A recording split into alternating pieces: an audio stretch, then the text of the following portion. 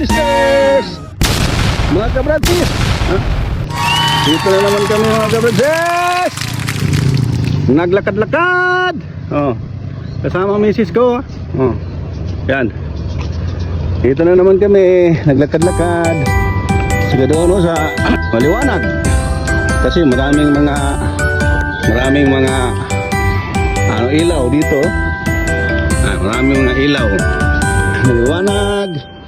Ngayon ay alas 4 ng madaling araw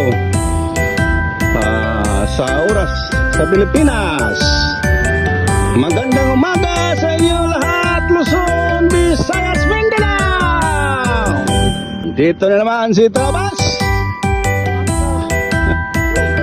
Nandito nag-hike dahil patabaan na kami. At shoutout muna sa ating mga kaibigan, sa ating mga kapatid sa pananampalataya kay Kristo Jesus, sa ating pong mga brother and sisters nandyan po sa abroad. Shoutout sa inyo lahat. Ito si Tanabas, nangungumusta sa inyo lahat. Shout out sa aking mga kapatiran na nandito rin sa Pinas.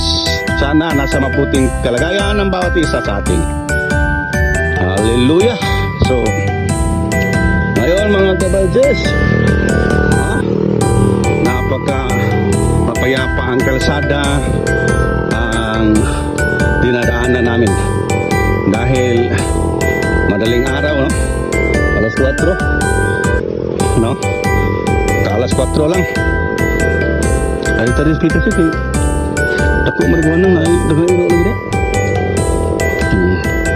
Kami tumawid kami mga kabradjes sa kabilang side. Yan. Ito po napaka lawak sa lugar dito sa may airport. Airport side ano kadi? Hello. Ito yung bakod sa airport. Saka yung mga sa tapat, ito yung mga residente. Mga residente. Yung mga taga kahak. Nah itu ano yun? Look yun bro. So, ngayon mga kabrazis, no, ang ating pong pag-usapan, kailangan natin na pag-usapan natin ang mga pangyayari, no, sa mundo, sa ating bansang Pilipinas. Dahil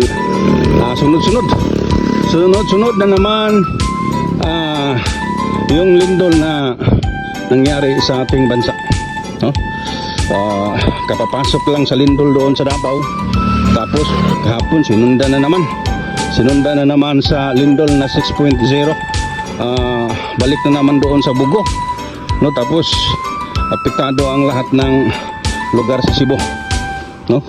Medyo hindi naman masyadong malakas dahil hindi madali lang, no? Saglit lang ang lindol. Kaya lang doon sa Bugo medyo yung mga nag-crack doon ay lalo silang lalong bumagsak. Kaya sa iba't ibang dako ng ating bansang Pilipinas, no, mga sunod-sunod yung lindol nangyari doon sa Surigao, doon din sa Surigao. Asa pa itong linog? Asa pa? So maraming lugar na apektado sa at dito ang kalsada namin, nag-crack. Nag-crack ang kalsada dito. Tingnan nyo, napakakapal ang simento dito sa kalsada, ngunit na nag-crack. Tingnan nyo. Grabe mga brothers and sisters. Delikado na ang kalagayan ng ating mga paligid, no? Dahil sa lindol na bigla lang dumating, bigla lang kumilos ang pundasyon ng ating mundo. Kaya kailangan na tayong maliban na tayo po'y mag-ingat at huwag masyadong kampante sa kalagayan natin sa ating tirahan, na tayo po'y nakatira sa mga kumbaga iniisip natin na matibay. Marami namang nag-expect nga na hindi sila maano sa lindol, ngunit baliktad ang mga pangyayari dahil sila din ay na biktima at marami ring mga taong namamatay sa maling expectation. Kaya ang payo ni Brother Itanabas sa inyo lahat, sa ating lahat, maliban na tayo po mag-ingat, no? Huwag kalimutan talaga na gabi-gabi, araw-araw magdasal, manalangin, tawagin ang pangalan ni Jesus, dahil ang pangalan ni Jesus ay may taglay na kapangyarihan na siyang magligtas sa atin ng lahat ng kapahamakan, no? Ang sabi sa Biblia diyan po sa mga Gawa, kapitulo 2 bersikulo 21, for whoever shall call upon the name of the Lord shall be saved. Talagang ililigtas po tayo ng ating Panginoong Hesus. Tawagin mo lang itong pangalang Hesus, dahil ang pangalan ng Hesus at makapangyarihan talaga ang pangalan ng ating Panginoong Hesus. Kaya kailangan talaga natin na manalangin, magdasal at tawagin ang pangalan sa ating tagapagligtas, ang pangalan ni Jesus. Kaya mga brothers and sisters, ito po yung payo ko sa inyo, na huwag masyadong kampante sa sarili, huwag masyadong palalo, bagkus kailangan ng atin pong mga ugali ay mapagkumbaba, no? Huwag magmataas, dahil ang banal na kasulatan ay nagsabi na kalaban ng Diyos ang lahat ng mapagmataas, yung mga palalo na tao na kumbaga iniisip nila na sila po ay mayaman, makapangyarihan, ngunit walang ibang makapangyarihan, ang Diyos lang.